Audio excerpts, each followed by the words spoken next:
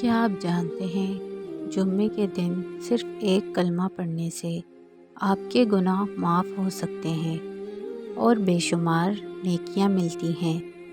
آج ہم آپ کو بتائیں گے تیسرے کلمے کی ایسی فضیلت جو آپ کو حیران کر دے گی۔ کلمہ۔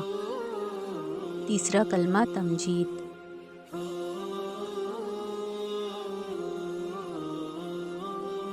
اللہ پاک ہے، سب تعریفیں اللہ کے لیے ہیں۔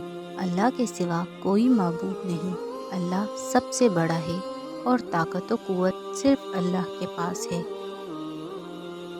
فضیلت۔ جمعے کا دن اسلام میں سب سے افضل دن ہے۔ اس دن عبادت کا ثواب کئی گنا بڑھا دیا جاتا ہے۔ حدیث میں آتا ہے، جو شخص کثرت سے اللہ کا ذکر کرتا ہے اللہ اس کے گناہوں کو معاف فرماتا ہے۔ تیسرے کلمے میں اللہ کی پاکی بیان کی جاتی ہے، اللہ کی تعریف کی جاتی ہے، توحید کا اقرار کیا جاتا ہے، اللہ کی بڑائی بیان کی جاتی ہے۔ اس لیے یہ کلمہ پڑھنا دل کو سکون دیتا ہے اور رزق میں برکت لاتا ہے۔ جمعے کے دن خاص ثواب۔